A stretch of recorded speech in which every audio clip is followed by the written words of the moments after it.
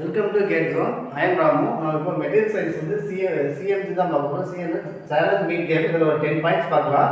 10 points ஒரு ஐயந்தரை வந்து நமக்கு எக்ஸ்பிளைன் பண்ண போகிறாரு. ஃபஸ்ட்டு பாயிண்ட் வந்து யூடெக் டைப்.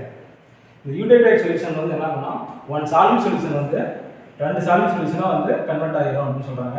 இது வந்து 0.8% கார்பனில் வந்து கலர்னு சொல்கிறாங்க.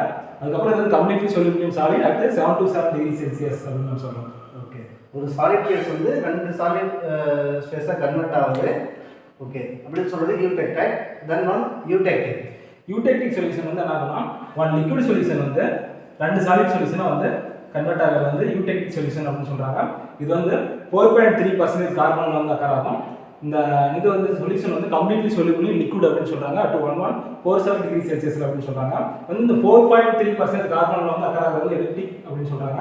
அது வந்து 2% கார்பனில் வந்து 4.3 வரைக்கும் 2 to 4.3 வரைக்கும் இருக்கிறது வந்து கைபோ எலக்ட்ரிக் சொல்யூஷன் அப்படின்னு நம்ம சொல்கிறோம். அது 4.3 to 6.67 வரைக்கும் இருக்கிறது வந்து கைபர் எலக்ட்ரிக் சொல்யூஷன் அப்படின்னு நம்ம சொல்கிறோம். அதே மாதிரி தான் வந்து எலக்ட்ரைக்கும் வந்து எக்ஸாக்டாக வந்து 0.8 இருக்கிறது வந்து எலக்ட்ரைக் சொல்யூஷன் அப்படின்னு நம்ம சொல்கிறோம். 0.8 விட கம்மியாக இருக்கிறது வந்து கைபர் எலக்ட்ரைக் சொல்யூஷன் அப்படின்னு நம்ம சொல்கிறோம். 0.8 to 2 வரைக்கும் இருக்கிறது வந்து கைபர் எலக்ட்ரைக் சொல்யூஷன் அப்படின்னு நம்ம சொல்கிறோம். ஓகே, இப்போ யூடெக்டிக் சொல்யூஷன் சொல்கிறாரு. ஒரு லிக்விட் வந்து ரெண்டு சாலிட் ரிசல்ட் ரேஞ்ச் சொல்லியிருக்காரு. இதோட ரேஞ்ச் சொல்லியிருக்காரு. ஹைப்போ யூடெக் டைப் வந்து carbon percent 2 to 4.3%, hypereutectic type வந்து 4.3 to 6.67% இருக்குன்னு சொல்லியிருக்காரு. Next one peritectic type. Peritectic type என்ன ஆகும்னா ரெண்டு சாலிட் சொல்யூஷன், அதாவது S1 சொல்லிட்டு ரெண்டு சாலிட் சொல்யூஷன் எடுத்துக்கலாம். இது வந்து கன்வெர்ட் ஆகிட்டு ஒன் சாலிட் சொல்யூஷனாக வந்து கிடைக்கிறதா வந்து பெரிடெக் டைப் சொல்யூஷன் அப்படின்னு சொல்கிறோம்.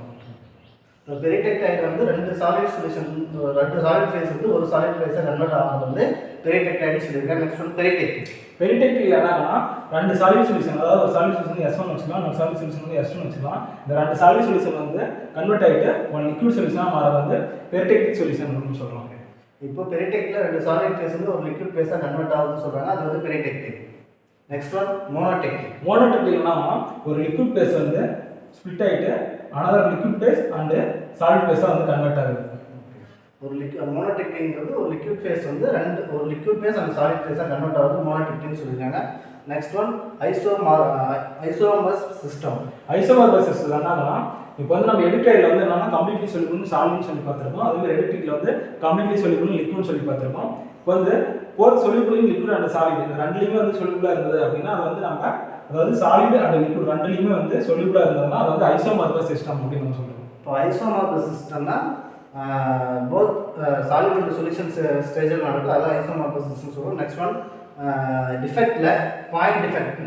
பாயிண்ட் டிஃபெக்ட்ங்கிறதுனா ஒரு 5 டிஃபெக்ட் வந்து பாயிண்ட் டிஃபெக்ட் நம்ம சொல்லுவோம். சொல்லுவோம் பார்த்தோம்னா ஒன்று வந்து வேகன்சி டிஃபெக்ட் சொல்லுவோம், இண்டஸ்ட்ரியல் டிஃபெக்ட்னு சொல்லுவோம், சப்ஸ்டிஷனல் டிஃபெக்ட்னு சொல்லுவோம், காட்கி டிஃபெக்ட்னு சொல்லுவோம், அடுத்து ஸ்ப்ரெங்கல் டிஃபெக்ட்.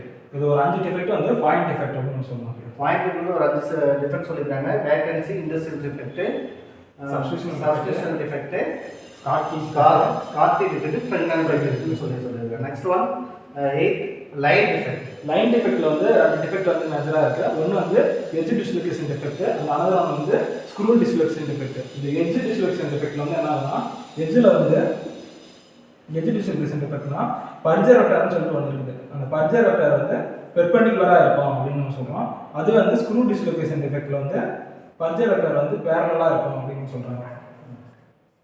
இப்போ லைன் டிஃபெக்டில் வந்து ரெண்டு டிஃபெக்ட் இருக்குது. ஒன்று வந்து எட்ஜ் டிஸ்லொகேஷன் டிஃபெக்ட்டு, ஸ்க்ரூ டிஃபெக்ட்னு சொல்லுவோம். இது எட்ஜ் டிஸ்லொகேஷன் டிஃபெக்ட் வந்து பட்ஜெட் பர்பெண்டிகுலராக இருக்கும். அதே பேரலாக இருந்துச்சு அப்படின்னா அது ஸ்க்ரூ டிஃபெக்ட்னு சொல்லுவோம். Okay, next one surface defect.